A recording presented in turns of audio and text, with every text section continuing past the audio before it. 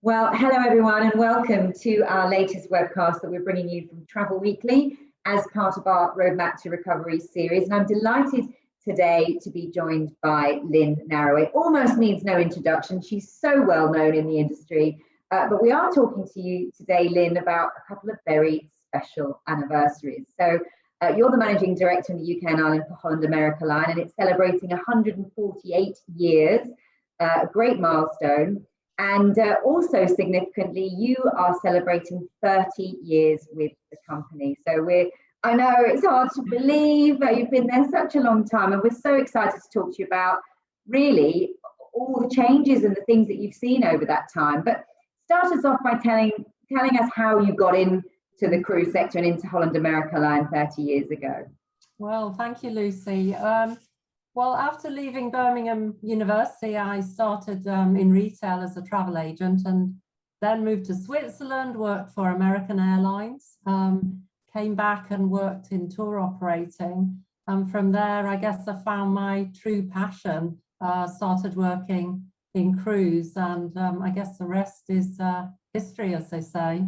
I've been lucky to travel to some very special places over the past 30 years, you know, from Alaska to the Amazon, and our head office is in Seattle. I've been to Singapore, done a huge amount of Europe, and from Dover to Dubrovnik. So, you know, it's been an amazing journey over the last 30 years. Yeah, but I imagine when you first started, Lynn, you know, cruise is not how it is now. I mean, I know we're still trying to tell people about the merits of taking a cruise, but I imagine 30 years ago that was an awful lot harder because probably weren't that many people cruising from the UK. So tell us what it was like when you first started.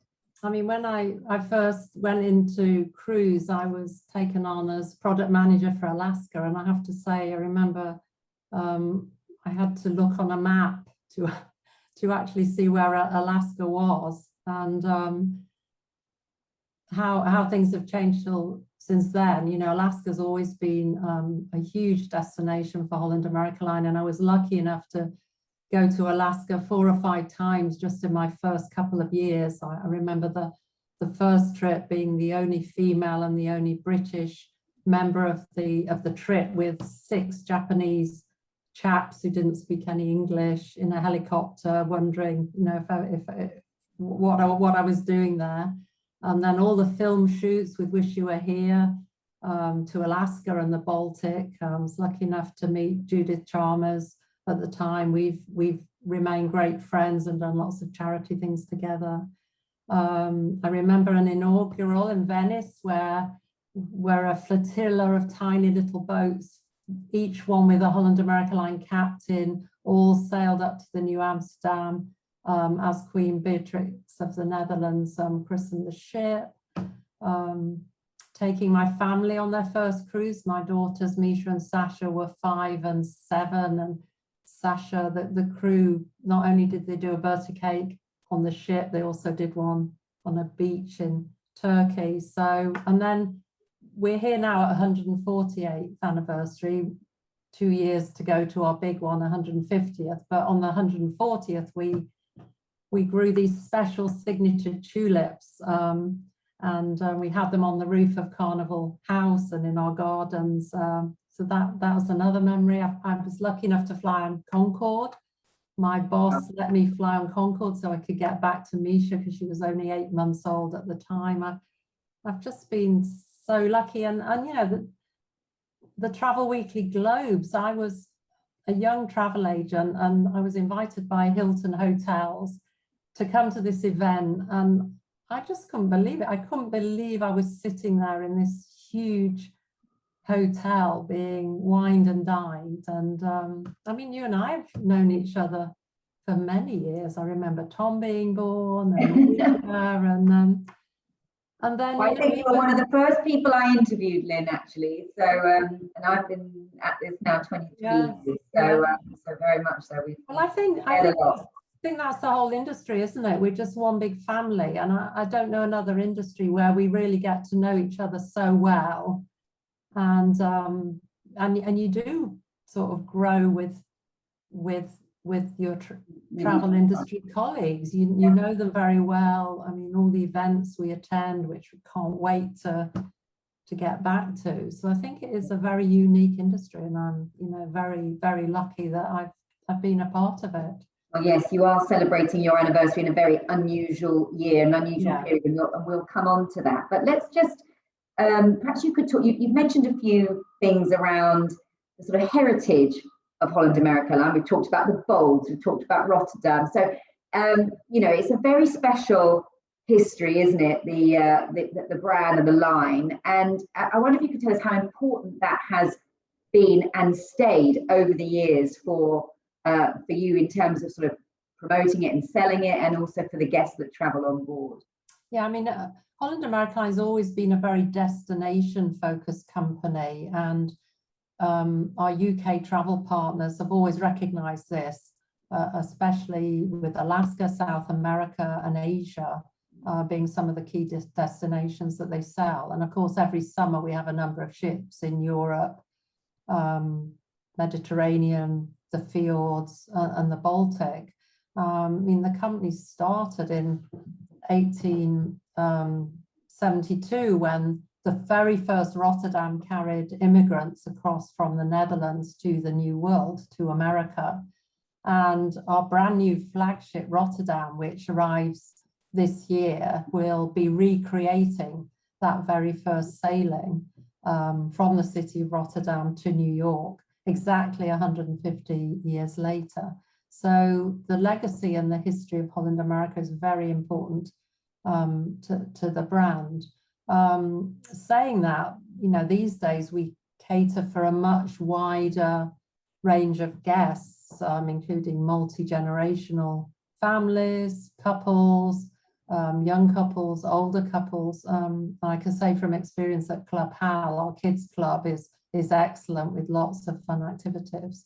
So the brand still retains that focus on destinations, but has also evolved in the dining area, with the choice of dining with our culinary council of our 6 executive, you know, chefs.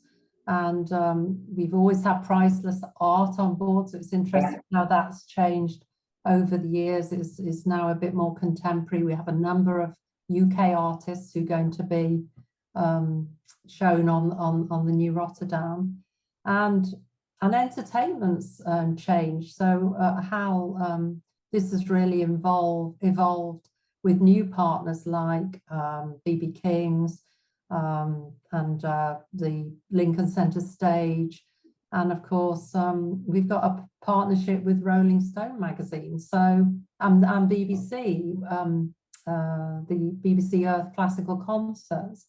So all that has changed. Yeah. And also with an Oprah. Yes, well, that was amazing, of course, with her being the godmother of the new Staten Dam, and that brought a whole new profile of guests to Holland America, much younger. That was terrific, and she loved it. She loved Alaska with Holland America, and I wasn't lucky enough to be on her girls' cruise, but the feedback was tremendous. Yeah. Well, let's just talk a little bit about Alaska, because certainly when I first started reporting on Holland America Line, that seemed to be the focus. You know, you said Alaska, you thought Holland America Line. So, and I know you've got that picture, wonderful picture behind you as well. And also we'll come on to talk about how it's very difficult at the moment because we can't cruise to Alaska. But tell us how you've grown as a brand in that region and become so established, and what you offer there that is very different, very unique, and what stands you apart from other lines, because lots of people do go there, but you really do have a hold up there. Well, we have a huge legacy there. We've been going there for over 70 years, and we own many hotels in Alaska. We own some of the motor coaches. We've got these wonderful double-decker trains that go through to Denali National Park. We have huge expertise in the state, and you know, you can do land tours. We go to Yukon. We're the only brand that goes to the Yukon as well. And Alaska's a great add-on to Canada. So the British guests, they love doing the Rockies on the Rocky Mountaineer train, which is one of our partners, and then doing a cruise around Alaska. I mean, the sheer size of the state, you know, the logistics of getting around Alaska, going by cruise is the way to do it, or one of our journeys tours. Yeah. And yes, it's been heartbreaking not being in Alaska last summer and having to pause our Vancouver sailings this summer. But the interesting thing is that our tour operator partners have been marvelous. And a lot of our guests have moved from 2020 to 2021, and now they're going again in 22. So there is that bucket list element to Alaska, and we're seeing a lot of our guests, they're not giving in. They are going to go to Alaska, and hopefully, I'm sure it's going to be 2022. Do you not think you'll get any Alaska season at all? I know from Canadian ports, but from US ports, do you think you might get something this summer? We're still waiting for the CDC. We haven't paused the Seattle sailings yet. So, you know, we keep our fingers crossed. But as you know, at the moment, everything's changing so quickly. It's just so hard to plan everything. And, you know, our colleagues in Seattle, what they're going through, trying to find new itineraries and all the changes. And our travel partners have been amazing, just amazing over the last year, what they've had to go through with sometimes cancelling several times, haven't they, as things keep being moved back. So who'd ever heard of an FCC, a future cruise credit, before all this? It's you know, it's been extraordinary, really. Well, let's talk about travel agents, because I know lots of things have changed, but the importance of the trade has been a constant for Holland America Line. But I imagine the way you work with agents has changed over your 30 years, and none more so in the last 12 months, obviously, because perhaps we do everything remotely. But just talk to us about you know, the way you've worked with travel agents and how important they've been to your role, I guess, as the boss of Holland America Line. I think when I first started, you know, my first day, I sat there and thought, oh, right, Alaska, what shall I do now?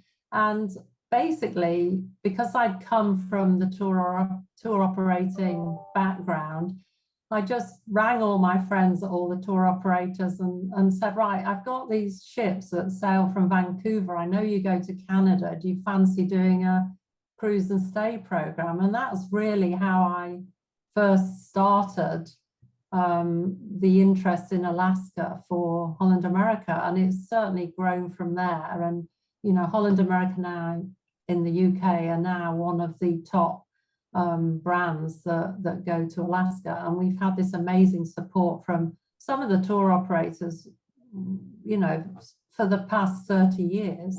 You know, we've worked alongside Titan and Saga and Canadian Affair for many years, and it's great for the travel partners to be able to book through those tour operators with the Rocky Mountaineer and other wonderful Canadian itineraries as well.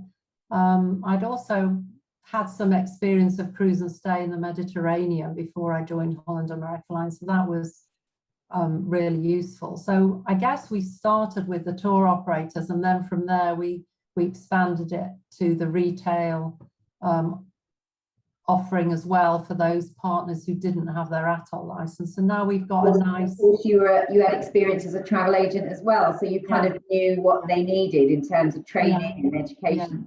Yeah, I've been lucky that I've worked for an airline, you know, a tour operator, a travel agent, and now in cruise. So I kind of feel I know the industry pretty well. I've never worked in car hire or insurance, but don't think you're going to move now, are you, Lynn? No, I don't think so. Cruise is in my DNA, and I don't think my daughters would let me move either, or my husband Paul, who of course he's been there from the beginning at Holland America. He was at home with our two daughters when I was traveling. He helps me with presentations when I get so nervous. He's just always always been there supporting me, and the same with my two girls. You've been kind enough to let them to turn up at a Travel Weekly event at 11 o'clock at night when they've been out with their friends, and they just loved it. It's do you think they'll follow you into the travel industry? Well, Misha's doing accountancy, so probably not. She's much better with numbers than I am. And Sasha's doing Spanish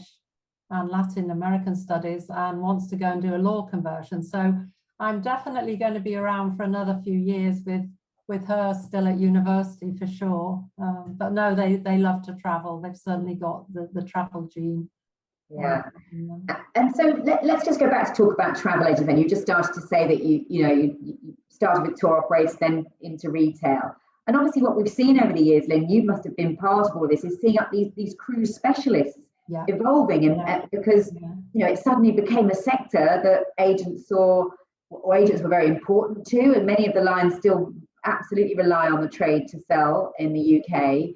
So how have you sort of worked with these sort of cruise specialists and brought new people into selling cruise? In fact, hadn't thought about it.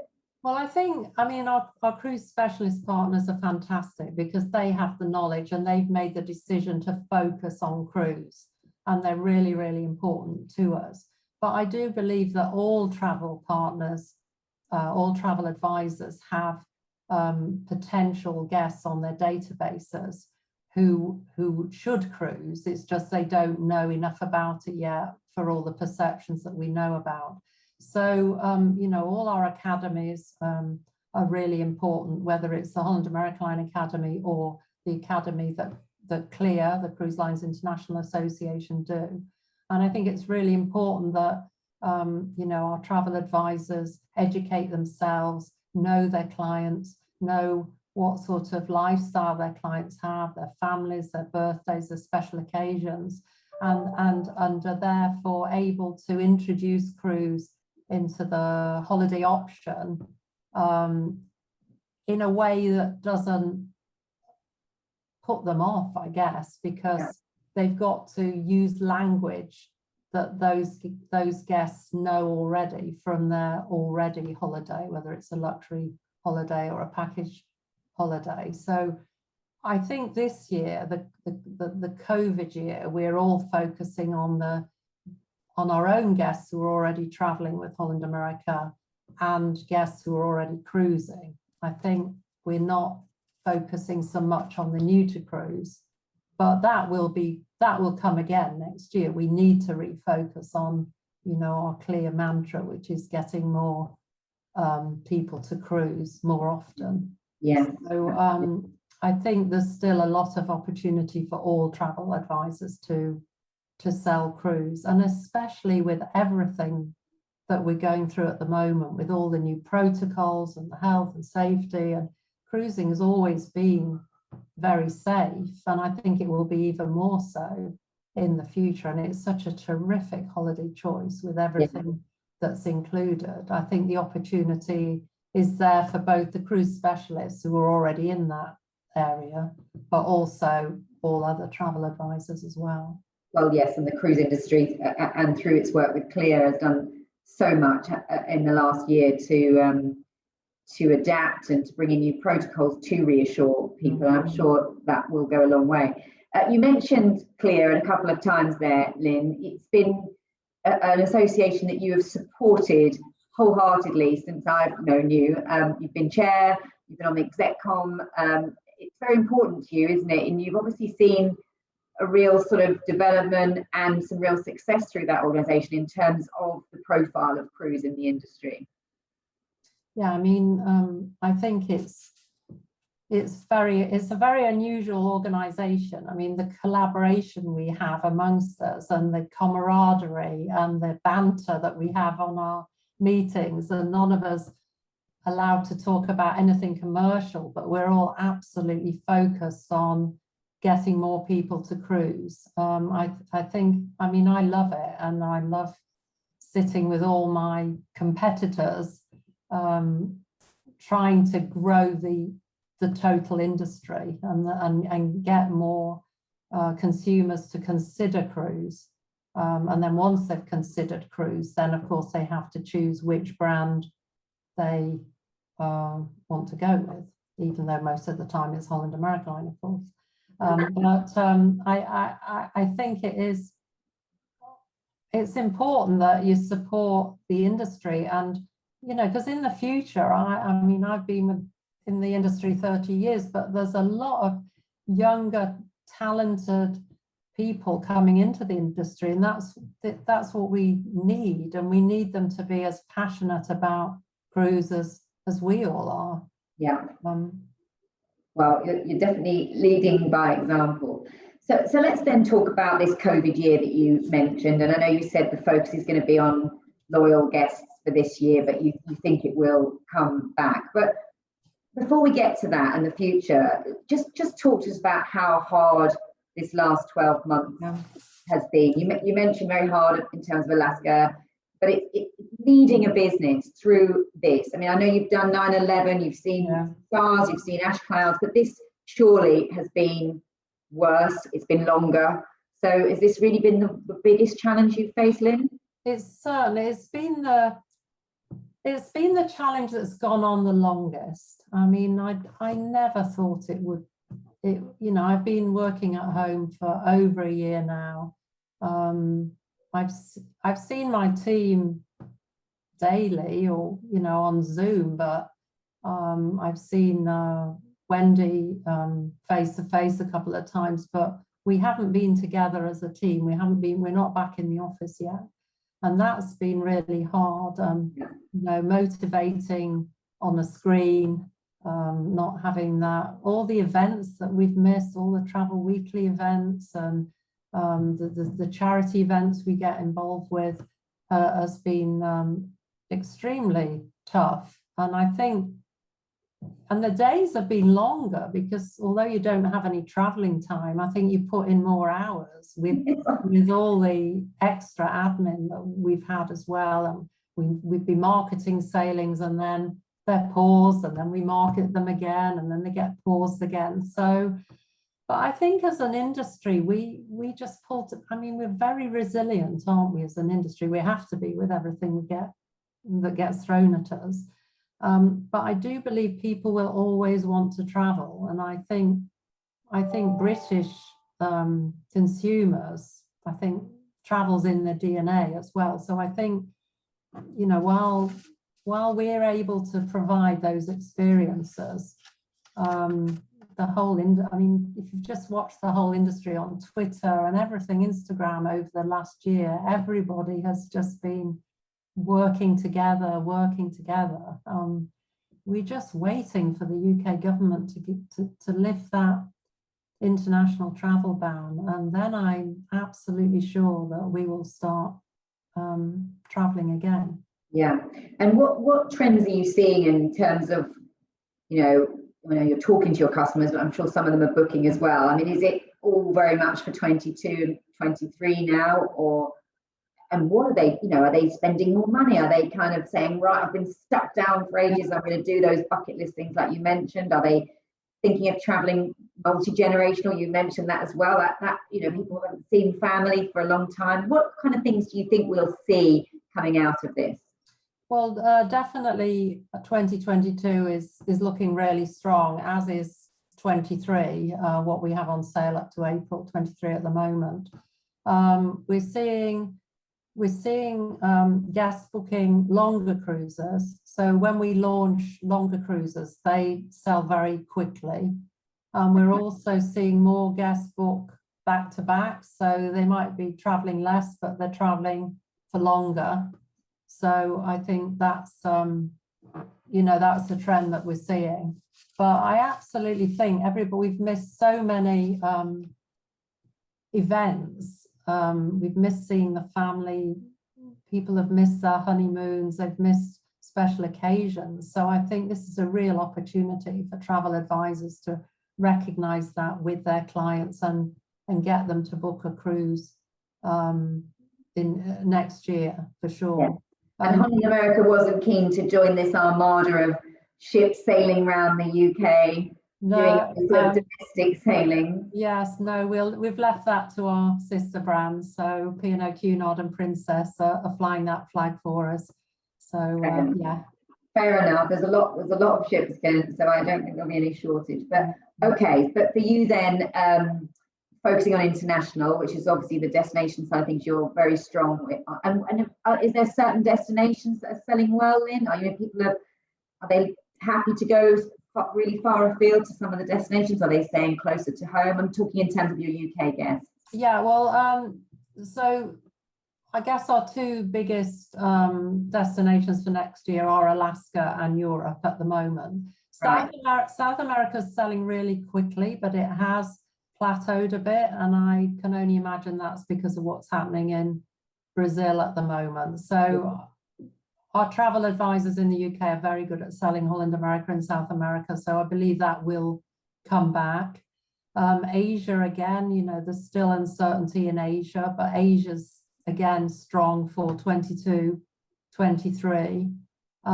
So there's still plenty of opportunity. Canada, New England's doing well from August 22 onwards. So it's a good spread, really. Hawaii's doing really well. We sailed from San Diego down to Hawaii, and Wendy was just saying this morning, you know, every day there's more Hawaii bookings, which we've never really had before. So that's interesting. So I think at the moment it's just hard to see any trends because everything is so up in the air. Yeah. We've really no idea from one day to the next what's happening. Very hard. Yeah. Are you finding, or do you think that in the future, you know, customers' demands are going to be different? Because I guess they're going to want more flexibility. Everyone's having to react to that now. Clearly, health and safety is going to be absolutely paramount. It was always important to cruise, I know, but we always used to say destination first and then various other things. But how do you think, you know, in terms of sort of what the customer requirements and how the guest is going to change, do you think that we're going to see any changes there? I think communication will be key. I think, yes, we'll need to get our communication so everybody totally understands what the protocols are and what each brand is doing on board. I think that's going to be important in the next year or two. One would hope that after that, things return to some kind of normality, whatever the new normal will be. But I think generally all cruise lines are very good at communicating with their guests and explaining what their brand culture and it is about, and making sure that, you know, their guests are safe, and also that, you know, we are recognizing and looking after the communities that we visit and the destinations that we visit. And our CEO, Arnold Donald, is very clear on that, is that we are always going to be compliant, and the safety of the oceans is paramount. We need the oceans. So we are very focused on that going forward into the future. Okay, and then for HAL specifically then, for Holland America Line, you've got a new ship due to launch this year.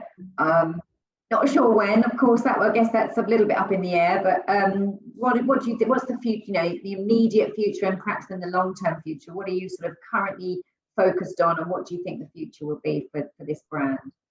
I think we'll continue to focus on destination for sure. You know, our guests are always looking for value, so we're always looking for new ways to enhance the experience and create more inclusive value. In fact, our new Have It All promotions just become available today, and this enables our guests to book a Holland America Line cruise that's inclusive of 4 top amenities, so drinks, specialty dining, Wi-Fi, and at least 1 shore excursion. So that's new for us. That's the first for us, according to the length of the cruise. So that's really exciting. We're also including free air for 2022 from London and select regional airports, which is a huge benefit as well, and means guests will have all their transfers included, as well as the security of late arrival protection. We're also enhancing our port to table program, bringing more regional cuisine and even guest chefs on board in our worldwide destinations. So again, guest immersion, in the places we visit. We've even got the hairy bikers on board the Rotterdam in the fjords next spring. So, you know, we've got a brilliant team at Holland America Line. I'm so lucky that I work with, you know, Wendy Lamish and Carly Perkins. I've worked with over 20 years, and I couldn't have achieved what I've done without them, you know. And I think about all the teams I've seen come through Holland America Line over the years, and what they're all doing now. You know, I love the mentoring that I'm able to do. I love lecturing at universities. I've been into schools. I've helped write CVs and personal statements, and it's lovely when the kids keep in touch with me when they've done work experience. And then, do you know, funny enough, one of my last questions was going to be about what you would say were your biggest achievements. Yeah. And obviously you've launched loads of ships, you've done all these, I mean, you started off by saying all these fantastic, you know, experiences that you've had, but actually I know that seeing people grow and go through the industry under your leadership is very important to you. You just mentioned that. No, well, I mean, I love it. I've got one of my girls who's now at the Foreign Office, and we have a coffee now and again on Whitehall, and I've got another one who's in insurance. I've got one of the others, she's just gone in and got a job in one of the big accountancy firms, and they're all girls and boys who spent work experience with us in Southampton. And you know, it's fantastic when you help them write a personal statement and then they text you to say they've got into the university that they wanted to. And of course, working with the Lady Taverners with Judy and raising funds all those years. I mean, it's through her that I got to know about the Lord's Taverners, and our brand's been very involved with that over the years. So yeah, I'm just so privileged and proud to be a part of this industry, and you know, we are very humble, Lynn, because a lot of these things have only happened because you've made them happen. I mean, you've stayed, even though you've been in the industry a long time, you've been very innovative. So as a brand and yourself. So, you know, we're just looking forward to seeing what else you've got up your sleeve in terms of other partnerships or ways of working. I mean, I don't know if you can give us any teasers of what else you might be up to. Well, I'm sure there will be things, Lucy, and I'm sure I will tell you as soon as I know. I mean, I have the most amazing team, and we have a lot of fun. We have a lot of giggles, and you know, working with you and your team and the industry as a whole. I mean, the cruise industry is exceptional, and the way we all work together to get more people to cruise will continue. Cruise holidays are just amazing, and they offer something for everyone. I mean, it has been interesting this year. I think my friends will feel a bit sorry for me. Oh, poor you know, how's it going? But you know, we just get on with it, don't we? We continue to market, we educate, we persuade travelers to take their first cruise, and that won't stop. I will continue doing that while Sasha's still at university. All right. Well, I was hoping you might have finished with a poem, Lynn, or a song, because that's what you're also known for. But no time today. I've done a few of those this year, so that's for sure. But, I haven't got one today. All right. Well, maybe when we get you back on a real life stage at a real life event, which I know we're all really looking forward to. But congratulations, Lynn, on your 30 years. It's been fantastic to be able to work with you certainly for all my 23 years that I've been in the industry. You've been, you know, a real guiding light, actually. So and we just wish you all the best, and all the best to Holland America Line as you return to service. Thank you so much, Lucy. Thank you very much. See you soon. Bye-bye.